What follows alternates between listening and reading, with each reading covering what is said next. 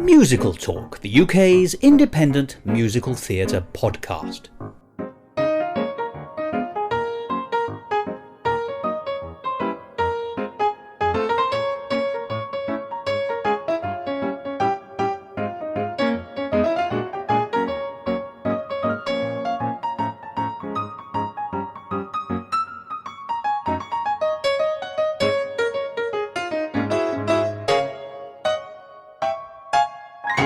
Hello and welcome to another edition of Musical Talk. I'm Thos Ribbits. And for the third time in 3 weeks, I've got a piece of most unexpected travel news. The British Transport Police have just issued this message to say that chicks and ducks and geese had better disband when I take you out in my four-in hand. And once again, there is no mistaking the fact that I'm riffing there on the Surrey with the fringe on top, which of course is one of the best known songs from Oklahoma! And I'm glad you've joined us again here this week for this episode of Musical Talk, because today we're going to be looking at Oklahoma again for the third time. In the first week's episode we discussed Rodgers and Hammerstein and how they came to create it and what their legacy is as a pair who collaborated on the creation of song and show writing. And then last week, of course, you heard a conversation in which we analysed the actual production of Oklahoma, which you could have seen at the Young Vic, which was based in turn on the Daniel Fish version of Oklahoma, which has recently been so successful on Broadway. It's the version that reinterprets the text whilst leaving it in place. And that has shone many lights on the story and the songs. And that's what we're going to be doing in today's episode. So, in just a minute, you'll hear me and Colm Malloy, a well-known composer and lyricist, talking about the score and the story of Oklahoma, how it's been perceived in the past, and how this new production helps us to re-perceive it, perhaps in a more truthful light. And as I said last week, then the question becomes, do we think that the book and score of Oklahoma are better or worse or the same as how we've always thought of it? Oklahoma has in many ways become a holy text, and I'm putting speech marks around that, being the first collaboration between Rodgers and Hammerstein, which then kicked off an enormously long run of great successes, and even where they weren't successful commercially, artistically successful shows like Allegro. The legacy of Rodgers and Hammerstein cannot be understated. Is it a good legacy? Is it a bad legacy? Well, that's going to be discussed for a very long time. But generally, most people like what they've done. But have we always understood it properly? That's a terribly good question. And Oklahoma as the transition piece, the piece that transitioned, if you like, from pure 1920s, 1930s musical comedy in musical theatre to something a bit more, and I'm going to fall into the trap of using the shorthand, but let's go for serious, dramatic, certainly less funny. The show has extra values which perhaps we don't see in some of the later Rodgers and Hammerstein shows because they're more polished. They've already worked out what their formula then needs to be. With Oklahoma, they're still exploring. And it is those grey areas that allow us then to find out more about the text as written and the songs as written. And there's a lot of grey areas in the characters as well. So let's get on with it and hear that last part of the conversation I had with Colm Malloy about Oklahoma, this time as a piece of written musical theatre. I hope you enjoy this conversation about Oklahoma.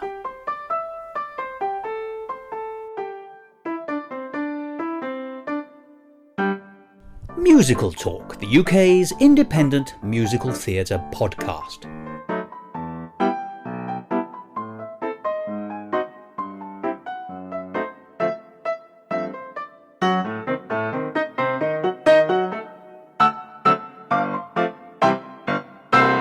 So let me ask the question again that I asked a few minutes ago and said I was going to ask you. And this is, who has any kind of a journey in Oklahoma?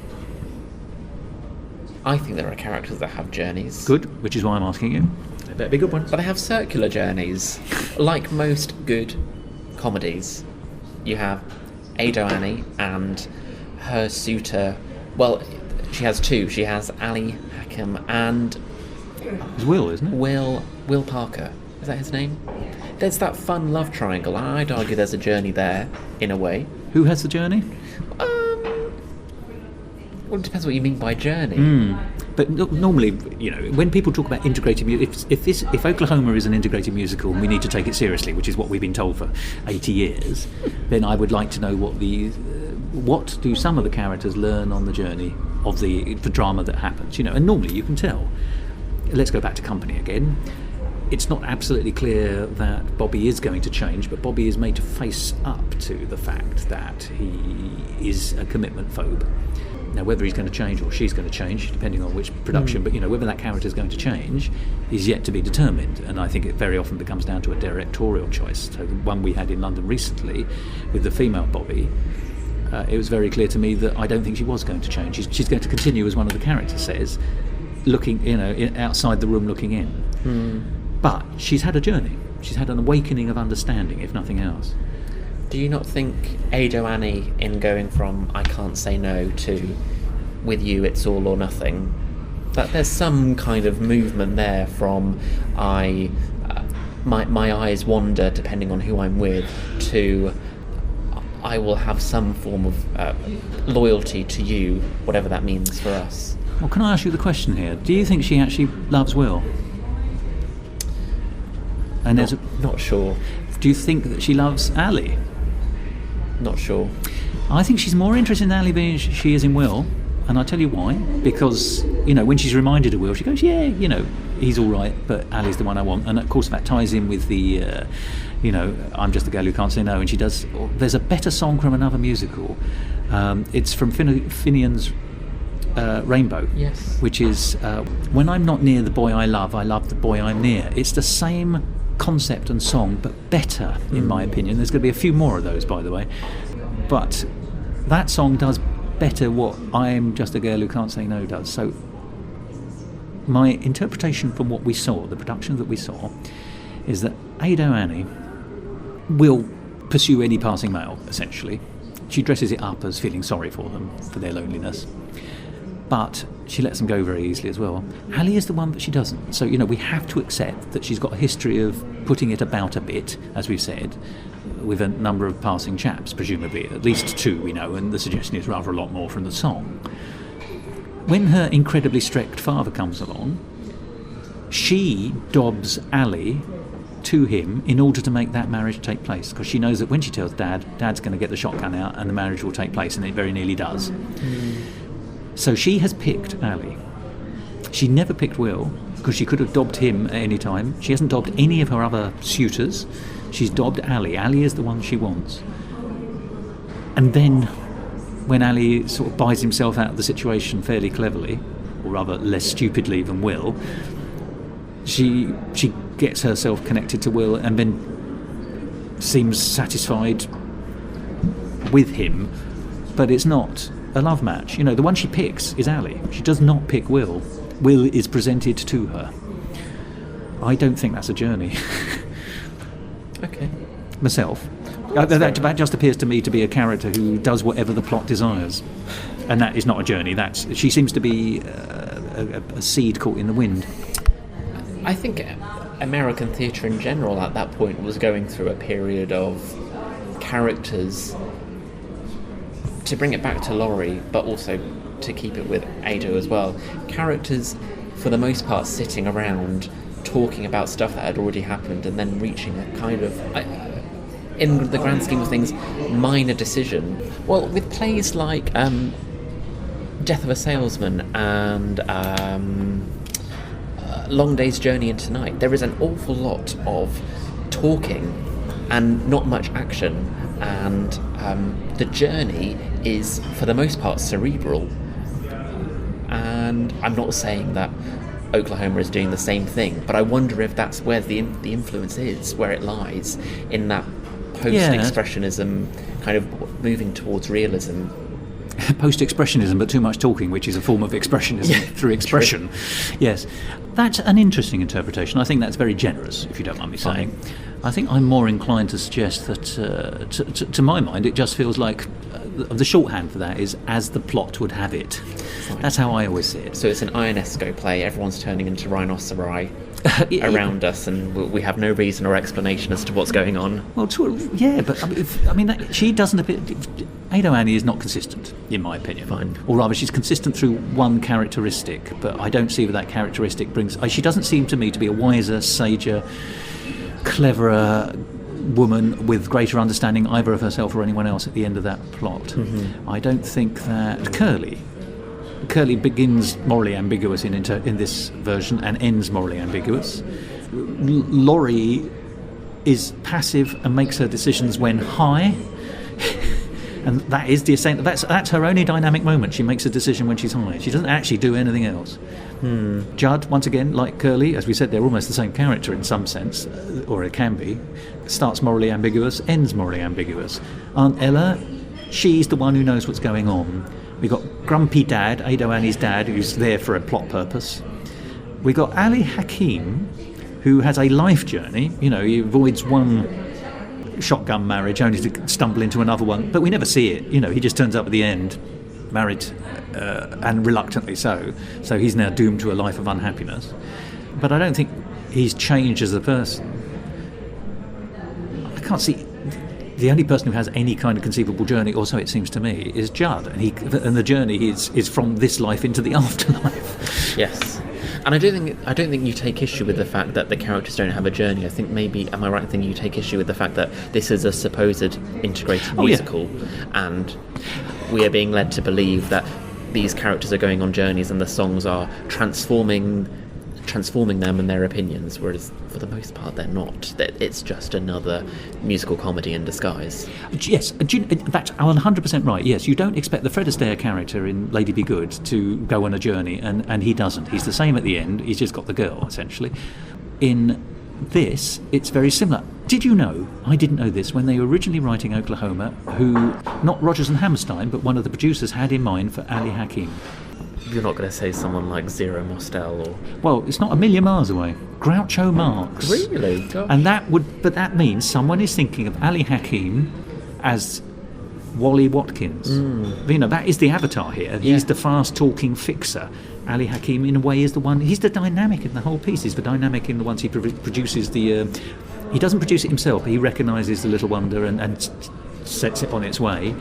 He is active in the sense that he's sexually active, let's be honest, you know, with at least one or two women. Well, two women we know by the end of it.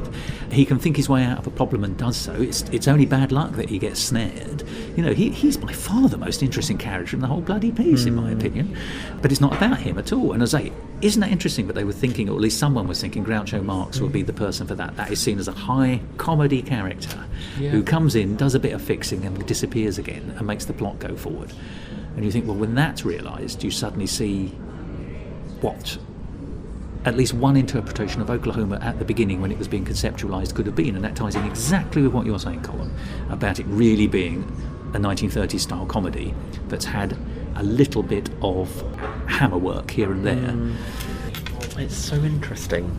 The more I engage with the show, the more I feel like that not there's a conspiracy, but that we've not actually understood what this show is. But we've taken it as something else. You mean over the years? Yes. Yeah, I agree with you. Do you remember another thing I said to you? I said, this reminds me of my response to Phantom of the Opera. Another much lauded, much loved, traditional, continuously produced show. For me, I was disappointed when I eventually saw it, because I could see that maybe, as we know in its earlier stages, it was more comic. But what I saw in it was a kind of good Gilbert and Sullivan kind of Grand Guignol operetta, you know, essentially a comedy, which had been beaten out of shape into something speech marks serious, and by beaten out of shape with all the real comedy taken out of it. Oklahoma for me feels like a transitional piece. It does not feel as finished from what I can see from the later ones, although I think Carousel's terrible. It's much more Rodgers and Hammerstein-y. You know, it's much less like your description of it being a musical comedy was, you know, that's been changed a bit. What do you think of humour in Oklahoma? Is Oklahoma, when it's trying to be funny, actually funny? I found in this production the lines funny. They weren't, unlike the Proms production, which I don't know if it's necessarily a good one or a bad one. There are titters in the audience, whereas here there are laughs. Yes, and we did laugh. I think that's the actors, once again, transcending the material and getting something character-wise out of their performances. That's legitimate, I think. Oh, yes. But let me therefore ask about the stuff that's more infrastructurally built in. There are comedy numbers. I'm Just the Girl Who Can't Say No is the principal song for the secondary comedy couple, or in this case, Ado. Is it funny? Your pause is telling me more than your words. It's not hilarious, is it? No. It's an amusing comedy number. It's not a comedy number, I'd say. Yeah. It's not your song from Pal Joey, to think of a song from a few years before. What's that song? Rogers and Hart again. Zip. Oh, These for Stripper song. Brilliant. Yes, absolutely. That's a great comedy song. And rewritten several times, because when they put it in a film, they have to tone some of the ideas down, and even then it's still quite fun. I'm trying to think of any more. Well, as I said, the immediate avatar and the better version is When I'm Not Near the Boy I Love the Boy I Near from Finian's Rainbow, sung very beautifully, and the best studio recording of that is Doris Day's probably. But that song, I think, is a better. I think it's got a better. Funny enough, I think it's got a better melody, but I think it's also the lyrics are just smarter. They're Yip Harburg. It's Burton Lane and Yip Harburg. Yes. And Yip Harburg is brilliant, and much more in the tradition of light, witty, Ira Gershwin-y kind of lyrics, Cole Portery lyrics almost. More Ira Gershwin, I think, than Oscar Hammerstein. Does Oscar Hammerstein have any comedy songs before Oklahoma? I think, again, no discredit to him, but I think he is a very sincere playwright and lyricist, and I think Sondheim is right when he says that a lot of Hammerstein is bucolic imagery, and that's kind of about it. You're 100% correct there. I'm just trying to think, but Showboat is the easiest one to access in the memory banks, and there's no comedy number in Showboat that one can immediately think of.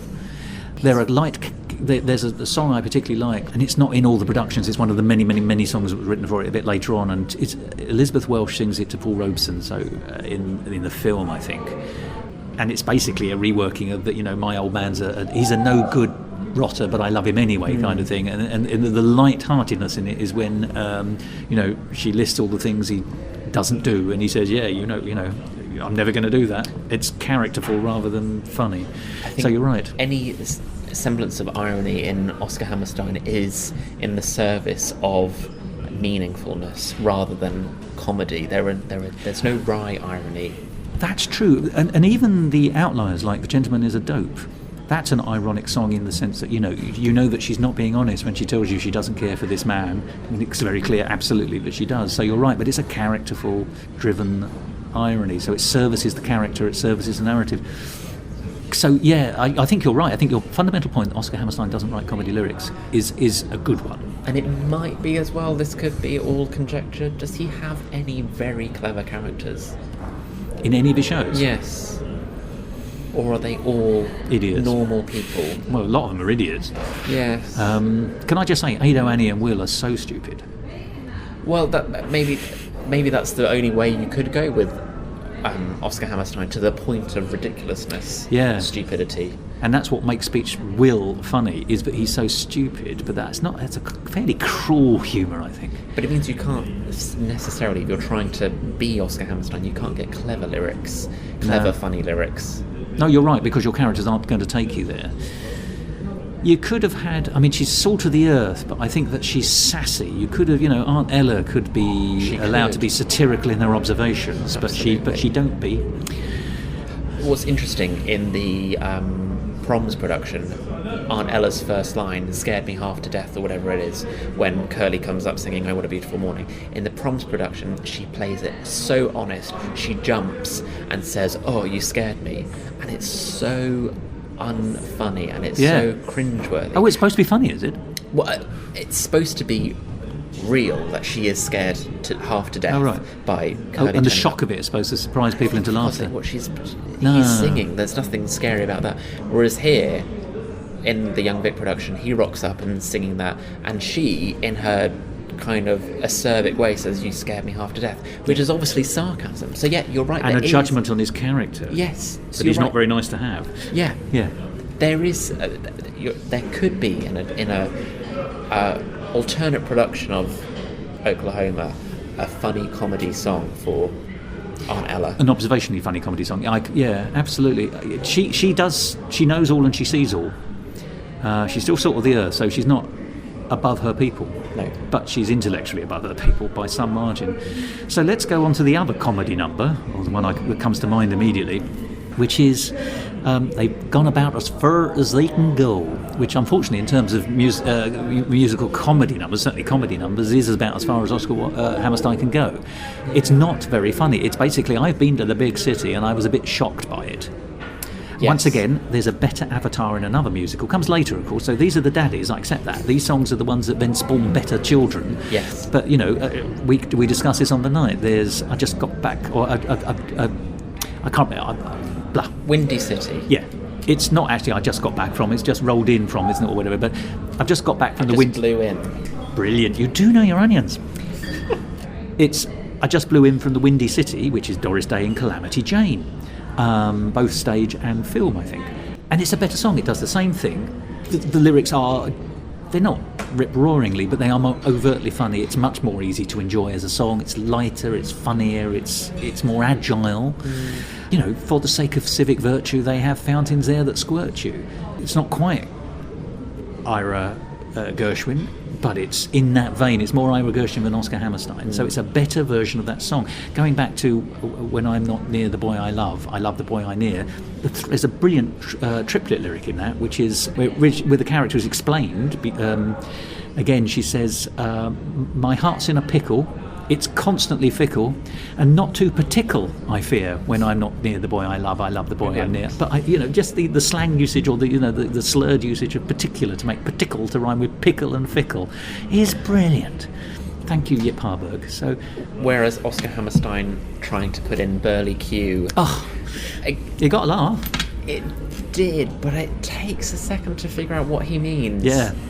Because who even says burlesque nowadays? Oh yeah, it's a dead word, isn't it? I mean, more or less.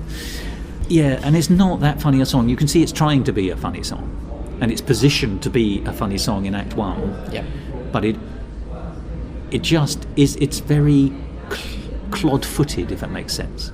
So, and that's how I find it. I can appreciate an attempt is being made, but I don't find that the outcome particularly solid. Even other songs, Oh What a Beautiful Morning is better done and with more gusto and with a higher tempo, which I personally like, but I appreciate that's a personal thing, in Annie Get Your Gun with I Got the Sun in the Morning and the Stars at Night. It's the I'm living off the land and I've got no real concerns. Yeah. So these songs, as I say, they're the daddies, but the better versions are all. You could redo Oklahoma with the same narrative, should you be so minded, and you could probably populate. You could jukebox musical it actually from other shows, which then let's consider the songs which are not covered. I said I know most of the score, but there were some songs which just never get covered. Lonely Room, which you're much taken by. Oklahoma, and it's not an anthemic song, is it? But it's the title song at the end, yeah, absolutely, which comes quite late in the piece, and then is cleverly used in this production. And then, I'm afraid, the terrible clod-hopping, contextual, this is the context in which we're working everybody song, which comes far too late, The Cowman and the Farmer, which is essentially the beginning of Act 2, or very near the beginning of Act 2. And if you're not aware of the context of the piece, as I wasn't, I had not picked up in Act 1 there was any particular rivalry between farmers and cowboys. They all seem to get on pretty well together, except we saw that Ado Annie's dad doesn't like Will, but I assume that's because he was thick, not because he's a cowboy. Sure. And it's done for a hoedown kind of barn dance type affair at that moment anyway. So is it a good song though? It serves a function. What is the function? The function is that everyone is at the dance and they are dancing to this song that everyone knows, and so it's not didactic in the same way that we should be learning. Oh, the farmer and the cowboy should be friends. I think more. I feel of it more as a folk song at that point.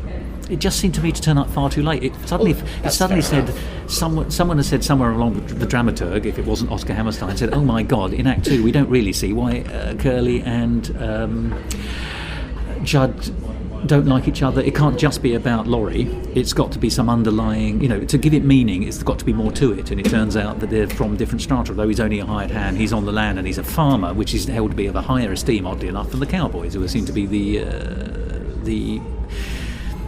who are tolerated. Yes. And so I suppose at one level, it does what it needs to do. It taught me that for Act 2.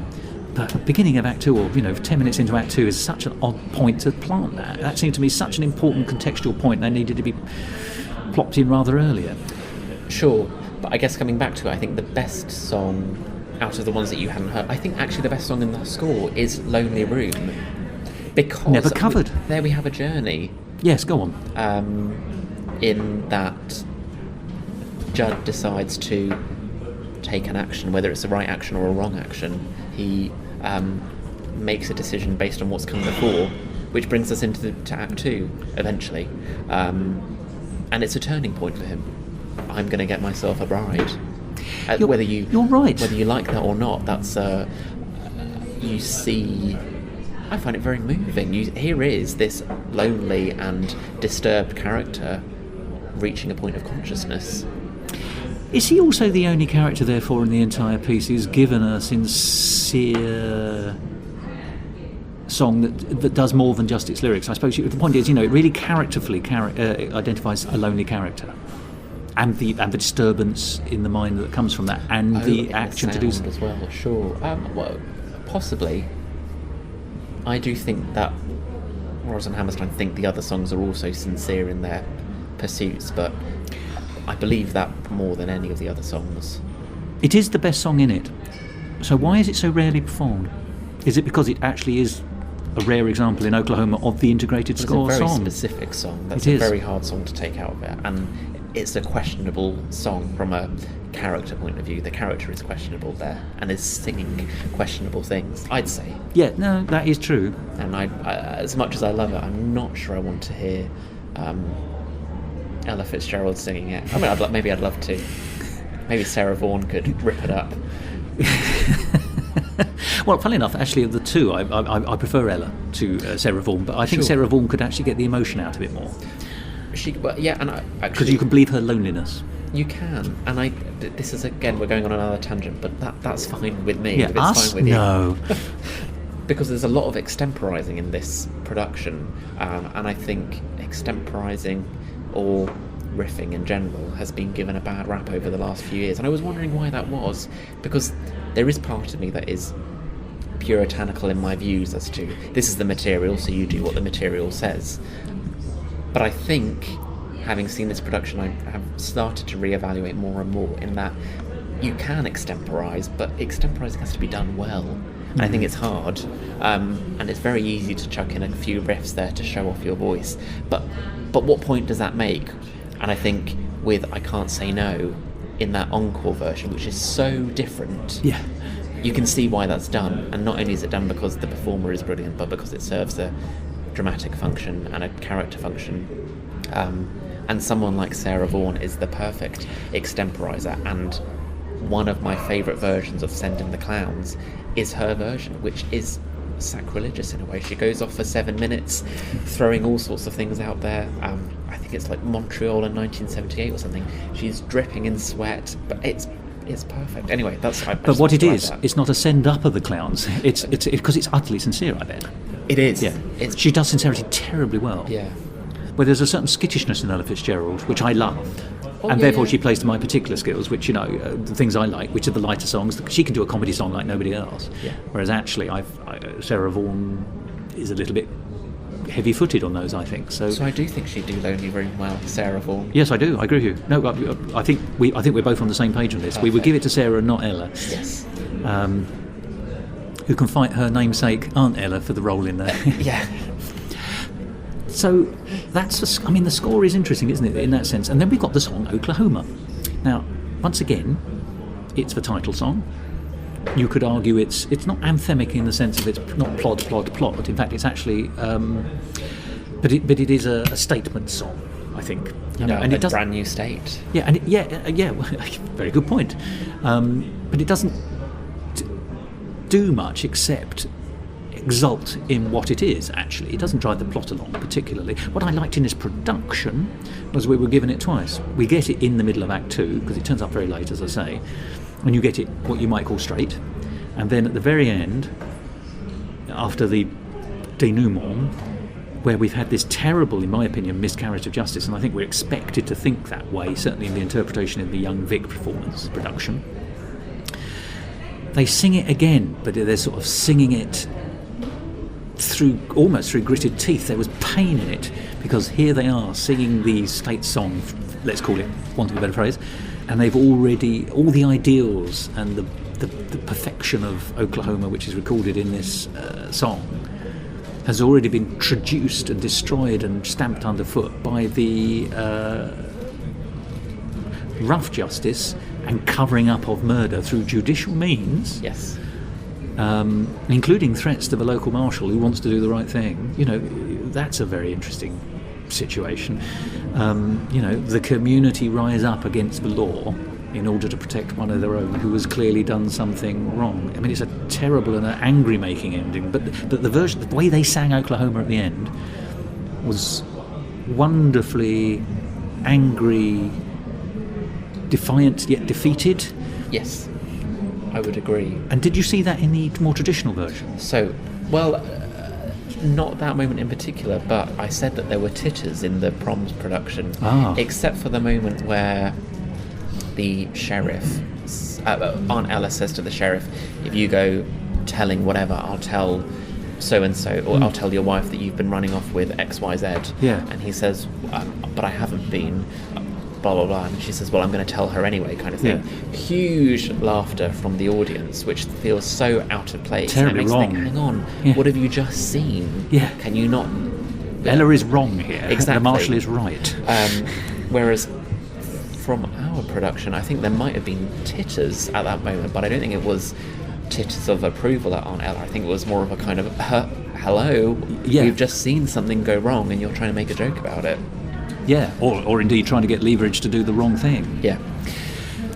But when in that traditional version, would you say that the final ultimo of Oklahoma as the show closer reflects... It's meant to be joyful. It's meant to be, we've seen the show, happy ending, let's go home. So the I'm happy being ending... reductive, but... Yeah, but that traditional version relies on us liking Curly enough that we're happy to buy into a miscarriage of justice for the sake of the happiness of the character. And therefore we go home singing the song, and indeed the cast finished the song by singing the song happily. Yes. Well, that's a disgrace of the traditional interpretation, in my opinion. But I think it's also in the vein of theatrical... tidy up. Justification that would have worked in the 40s that doesn't work for us anymore. I think we're more than happy nowadays to go out feeling subpar or feeling thoughts. Well, whereas I think in the analysis, 50s, 40s, 50s and even early 60s there was this pressure to have a happy ending. Well, there probably still is, but I think there we're is, more open to it nowadays. Yeah, but it has to be a deserved happy ending, I think. Yeah, because Yes. that's not a deserved happy ending. Curly is not a good character, but even if he was an angel, to circumvent genuine legal procedure, which is, let us explain this fundamentally, the law is only a mechanism by which fairness is attributed to everyone. Yeah. The moment you go against that, you don't believe in fairness for everybody. You know, that is special justice for one of their own. And funny enough, that is the thing that's made me angry all week, because I came out of the show in surprisingly angry mode. It wasn't because the production wasn't anything other than wonderful. And it was. The production was wonderful. But the narrative is appalling. I hate that. On the other hand, at one level, it's quite a coup de théâtre. That you've been sitting through this sort of sub-comedy musical that claims to be serious, and then suddenly at the very end, it actually does something which is properly dramatic and properly, it really doesn't do anything until the last 15 minutes, whole of Oklahoma, it seems to me, if you want to boil it down to that. And then what it does do is quite impressive. The problem is it invites you to interpret it it seems to me it's inviting you to say, justice has been done now, you can go home happily. Even in the production we saw where they were singing the song angrily and you're being invited to analyse what you've just seen and whether it's the right thing, you can tell, because it's the revised version, that is not how it's written. it's written that is an acceptable way forward, or is it? Is Oscar? Am I underestimating Oscar Hammerstein? Is he in fact inviting us, at least the savvier members of the audience over the last 80 years, to say this has been presented to me as a happy ending, but it isn't a happy ending? But it's, you see, I've been on the planet for many, many years now, and not one person has ever said to me when discussing Oklahoma, and a few people have discussed it with me, normally to try and change my mind, by the way, that ending, isn't that shocking? Isn't that shocking court ending more shocking than the murder? And doesn't it make you angry? And no one's ever said that. That is not what. When people talk about Oklahoma, no one mentions the court scene at the end, when that's the only thing in it that really matters, in my opinion. I think there's your answer. Discuss. For you. No, I think you're completely right. And I think they fall into the same trap in Carousel with a questionable lead man who Billy Bigelow does questionable things, and then he comes back as a ghost at the end, and so we're meant to believe that all is forgiven. I don't know. I don't buy it. Yes, it's a post-death redemption, isn't it? Which is not afforded to most of us. And I think that plays into the whole mythologizing of it all, that these bandits are just like you and me, and they are, I don't know, I think you and I can get very cynical about these things because we're cynical old men. Well, we are. You're not old, but you're certainly cynical, and you're the better for it. But it's interesting, isn't it, that actually that the shows we've mentioned that we thought were better, like Allegro, is actually, it starts off in the country, shall we say, in the Midwest or wherever it's set, but it seems to be once again in that world, but actually it moves over to the suburbs, where the lesson being that actually the suburbs are not a worthwhile place. But funnily enough, the urbanity of the second act makes it much more easy for me to understand. The nurse singing "The Gentleman is a Dope" in the rain waiting for a taxi cab does speak to me in a way that watching Curly sing about I've hired a horse and a very particular carriage, chicks and ducks and geese, better zoom when I come along in my broom. That is how it goes, isn't it? Yes, something like that. And just to be devil's advocate, because I think, and I do agree with you, but if we're to talk about miscarriage of justice or people being unlawfully killed, why then do you and I sympathise very easily and readily with someone like Sweeney Todd, who, if anything, is far worse in his actions? He acts in complete malice in wanting to kill. I hope you don't mind me saying this. I don't have sympathy for Sweeney Todd. I find him a pathological study. Fine, all right. Maybe I don't mean sympathy, but how are you able to empathise? Yes. And I am. So how can I empathise with an individual rather than the concept of a miscarriage of justice? I suppose what I'm doing there is I'm feeling sympathy for Judd, who I feel has been unfairly murdered. Not that you can never be fairly murdered, but you get my drift. That is an interesting point, because I do have a certain amount of empathy for Judd, even though he's morally ambiguous at best. But he has been finished off in a way which is not in itself just. Well, as you know, I'm very angry about that. So I actually do feel I've got to... So why am I letting Sweeney off the hook? Well, I think... You see, I think Sweeney's a detestable character, and he's allowed his bitterness, which is one of the most toxic and pervasive of all emotions, to eat him out from the inside. So he's no longer a man. He's a vengeance machine. And a low-level, shrewd, cunning, taking his time one, which is almost worse. It's not a creme passionnel.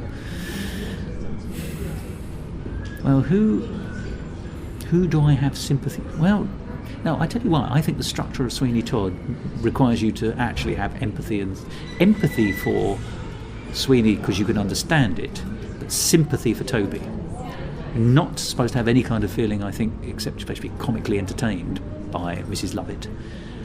But she's a grotesque, she's not a real person, and she doesn't feel like a real person. Toby does, Sweeney does, Judd does, Curly does, I suppose. Ado Annie does not feel like a real person. Will does not feel like a real person to me. They're too far into their grotesque caricatures. So I'm trying to break it down to why. Does it have to be some kind of sense of humanity, even if it's flawed, damaged, poisonous, broken humanity, that I have empathy with? Whereas in the characters of the cartoon, I can't. I'm not sure I've answered your question, but I think that's okay. I've shown my working. You have. I wonder if, for me, it is...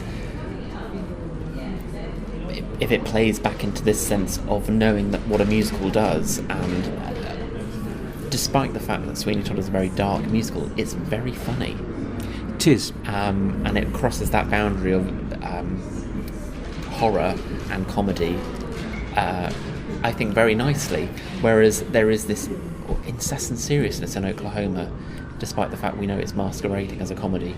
Yes, also I will say this, I think the comedy or the humour in Sweeney Todd is character driven and character wit.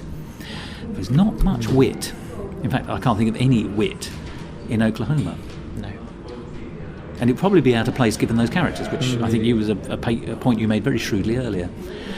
So, just sort of to bring this to an ending of some variety, because actually it's been fascinating talking to you, because, and as you quite rightly said, this is a text, ironically, which appears on the face of it to be terribly simple and indeed simplistic, and yet, when you unwrap it, the text remains simplistic, but the story that's provoked out of it, from the characters, the score, the narrative, it turns out to be madly complex. I think I would have to, if I was asked, if I'm going to boil it down into a nutshell, I'm going to ask you to do the same thing, but my nutshell in this is it's a transition piece. The claims that were made for Oklahoma on behalf of Rodgers and Hammerstein at the time, that it's the birth of a new form of musical, is in fact not true till they start getting into their stride after it. And you can see its roots, which, as you say, are much more 1930s. So, in fact, the excitement and interest in Oklahoma is not in the piece itself, but in its transitional position in 20th century musical theatre, for me. And therefore our analytical discussion has been much more interesting than just having seen and spoken about Oklahoma per se as a narrative. What's your nutshell boil up? I think I can agree with you there. I think the songs don't progress the narrative or the characters perhaps as much as people say they do. I think the sound world of the original and the tropes it falls into are of a more European opera sound, which I think is what makes it feel different to everything that's come before. Because people like Kurt Weill, even though that's from where they come, I think they're falling into the American sound much more easily, or they're falling into a song sound. I think Kurt Weill is writing songs. I think Hammerstein and Rodgers are writing scores, writing arias. Arias, you're right. They're smoother. Yeah. Certainly, the score is compared with One Touch of Venus. They don't have rhythm. There's no jaggedy really bits. Put a rhythm section in there in a lot of the songs, unless you're doing the bluegrass interpretation. Well, it's funny, wasn't it? Because actually, this is just a side note, because we had a perfect view of the band, and you know, because you live in the world of music, because you are a composer and a musician in every and a lyricist in every possible sense. I'm just plod along as an observer and know a little bit about words. But I was looking at the sheet music, and the drummer, when he had things to do, was excellent, but there was quite a lot of numbers where he opened his sheet of music and it said tacet, T-A-C-E-T, a word I'd never come across before, and I asked you what that meant and you told me. What does tacet mean? Essentially, don't play when the others are playing. He didn't have a lot of that though, but I did go back listen to the other recordings of Oklahoma, and there are not many percussion moments. And this ties in with what we're saying. I know the drum is not the only percussion and drums are not the only way of getting a rhythm in, but yeah, I mean, I don't mean percussion though. I do mean a drum kit necessarily, and there is a drum kit in this production. Drums are few and far between in other productions. You might get a timpani roll here and there, but that does not add rhythm in the same way. Yes, whereas I think someone like Kurt Weill is tapping into the rhythm and blues of American music at that moment in time. So oddly, Kurt Weill is much more, and I'm going to agree with myself even before I've told you what the statement is. I'm writing this, by the way, and let me now tell you how. Kurt Weill, although he's not a native-born American and comes absolutely from European traditions to begin with, is much more the heir to Gershwin in terms of the American musical theatre and sound than Richard Rodgers would ever be, who, as you say, with his waltz and lush violin sounds, etc., the wider orchestral sounds, ironically, is an American-born heir to the European sound. Now, that's an interesting statement in its own bloody right. That's a PhD waiting to happen. I look forward to talking to you, Dr. Malloy. Colm, thank you so much for spending so much time talking to me about Oklahoma. I've loved every second of it, and I don't even think we've finished the possible conversations, but I tell you what this has done, and you said this as well, this has really opened my eyes to the fact that you and I think, need to go on a journey through Rodgers and Hammerstein when the appropriate pieces come up, whether they be traditional or revisionist. Agreed, yes. Let us make Rodgers and Hammerstein our next odyssey. Can't wait. Colm, until then, genuinely, thank you so much for talking to me, and I really look forward to speaking to you soon. My pleasure. Musical talk.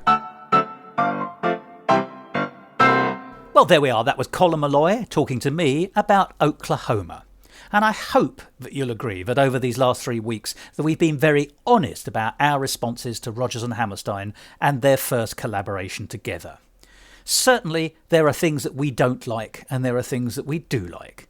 And so I think we're free from the criticism that this was, oh, what a beautiful fawning. Because we've also been honest about what we liked, and indeed what we liked as a result of this new production directing us to see the show in a different way. And that's always a wonderful thing. Now, you've heard what I think, and you've heard what Colm thinks. But it's perfectly possible, and indeed likely, that you'll agree or not agree with what we've said. And that's fine too. For many people, the original Oklahoma and how it was received and perceived ever since is the way that Oklahoma should be considered. For many of us, that's always been slightly unsatisfactory, and therefore this new version is probably likely to become our iconic version. But there's no right, there's no wrong, and we'll just have to agree to disagree, which is an idea so radical in these polarised days of social media and elsewhere that it really does demand that we end with an exclamation mark. So, consider I'm putting one here. The problem is it doesn't make a sound, so you'll just have to imagine it. Well, I've finished creating that exclamation mark, and with that, I think this 3-week episode investigation into Oklahoma also must come to an end. And so for the final time, I shall give this warning to any passing chicks, ducks and geese, which is that they will face discord when I take you out on my buckboard.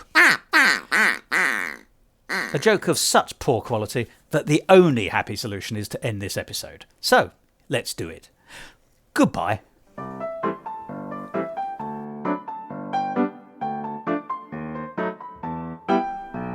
This episode of Musical Talk, edited by Thos Ribbits and presented by Thos Ribbits and Colm Malloy.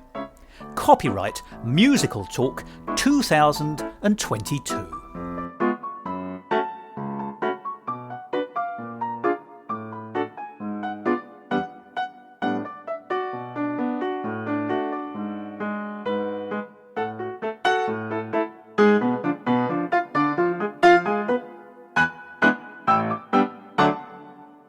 To find out more about the world of Musical Talk and listen to past episodes, go along to our website www.musicaltalk.co.uk or subscribe to us on Apple Podcasts and follow us on Facebook, Instagram and Twitter.